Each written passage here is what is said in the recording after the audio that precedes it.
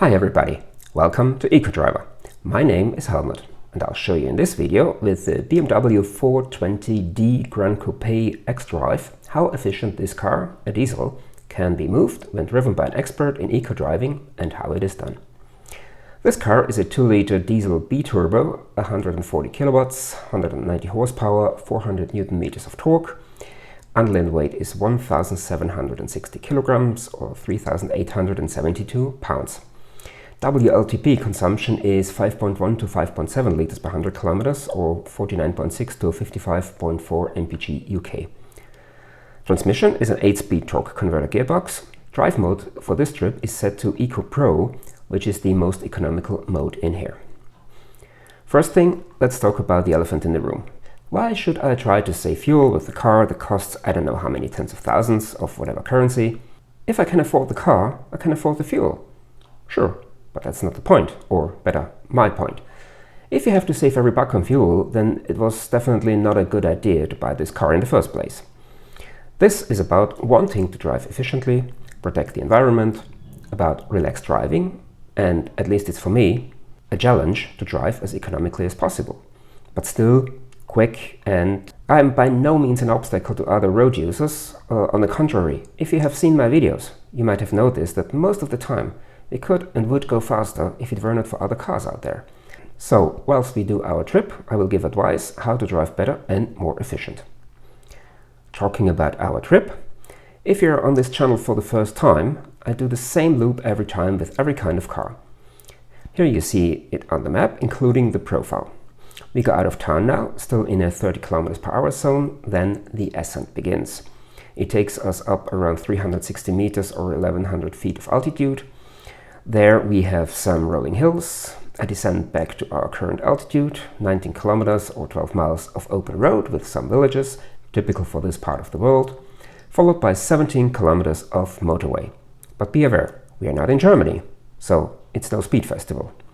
And at the end we do 18 kilometers of city traffic. At the end of every section we check the overall and sectoral consumption, and afterwards we analyze the whole trip. The weather is not really nice today, so unfortunately there is not much to see of the wonderful landscape, but you can watch other videos on this channel for that too. Nevertheless, I hope you enjoy the ride, and I'll talk to you later.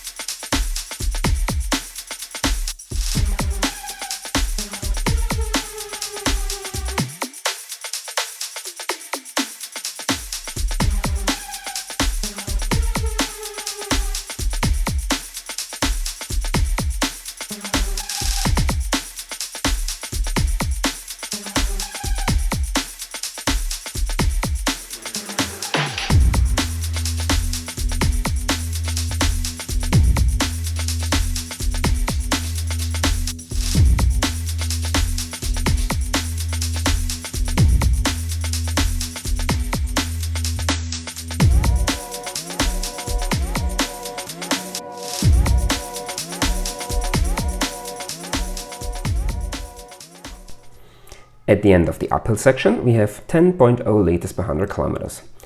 What I forgot to mention is that this car is a mild hybrid. That means the small starter motor also works as a generator for a slightly bigger 48-volt battery. That boosts the car a little bit, I guess with around 10 to 15 kilowatts when accelerating, and also allows some clever stuff like coasting. Normally, in an ICE car, if you take the foot off the accelerator, the engine remains connected to the wheels, and depending on the selected gear, the car is braking a little bit, and this without injecting fuel, as this is cut off when the car is driving the engine. If you have a manual gearbox with a clutch pedal, and you would disconnect the wheels from the engine, the car would coast, but there would have fuel to be injected to the engine in order to keep it running. What many mild hybrids do is to disconnect the engine from the wheels, so you are really coasting, but the engine is kept running by the starter motor, with a little bit of energy stored in a small battery. I think this is a clever piece of engineering, but it requires a bit of change in driving style. It means you can lift the foot off the accelerator sooner than you might be used to in order to benefit the most from this system.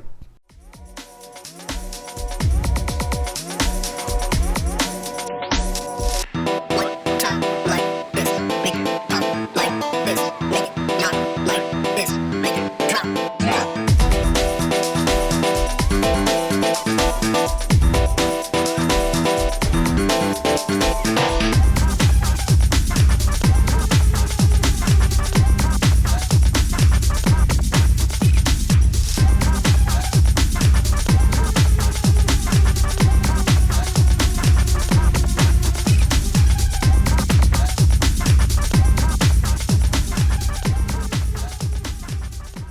At the end of the rolling hills, we see 7.5 liters per 100 kilometers. In an area like this, with the constant change of gradient, there is one thing that can be done with all kinds of vehicle. It's playing with the gradient to reduce the amount of energy used. What I mean by that is try to use the momentum build up on the way down to get into the next hill. On the way up, slightly reduce the speed, and when it flattens towards the top, then re-accelerate, or if it goes downhill, then you get held by gravity as well. Just like a roller coaster. Once pulled to the highest point, the cars do the rest of the roller coaster only by gravity and kinetic energy. One time like this, make it pop like this, make it not like this, make it drop.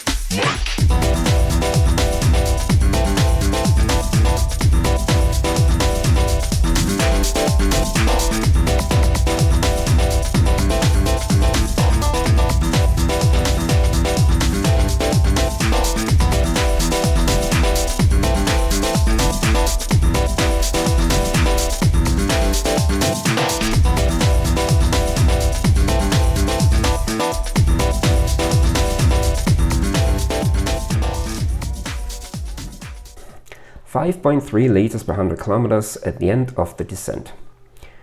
With ICE cars, we know that the most efficient burning of the fuel happens at low RPMs but high loads. What does this mean for us? Well, just try to keep the revs low, but you can push the pedal hard. With automatic transmissions like here, I prevent the gearbox from shifting down as it would normally do when I press the accelerator hard by either switching into manual mode or using the pedals behind the steering wheel to shift up as early as possible.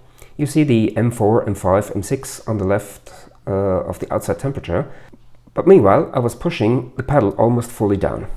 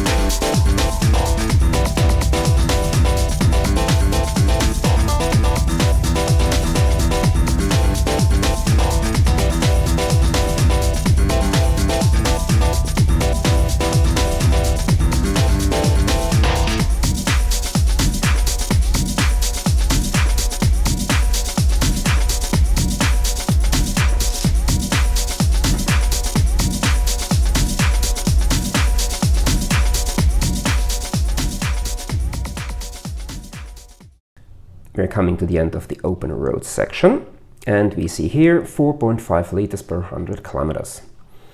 We're now coming to the motorway, and as we are in Austria, we have speed limits throughout. In this case, 100 kilometers an hour or 62 miles per hour.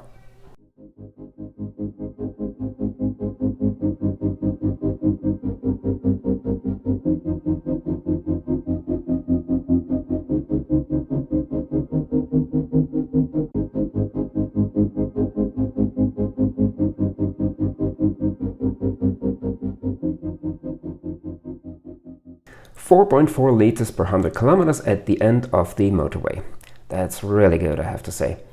We have been always around 3.5 to 4.5 liters per 100 kilometers current consumption on the motorway, and that's a fantastic number. Now I'm pretty sure we stay below my goal for this trip, which was 5 liters per 100 kilometers.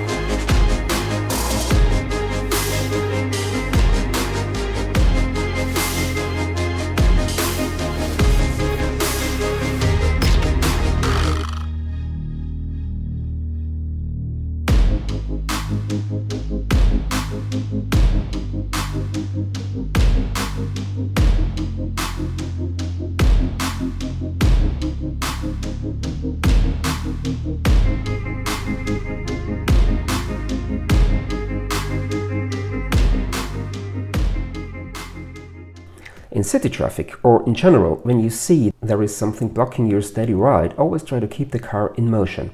As we see here, the traffic lights ahead of us are still showing red, and I'm already reducing the speed as there is A, nobody behind me, and B, even if there's nowhere he can go.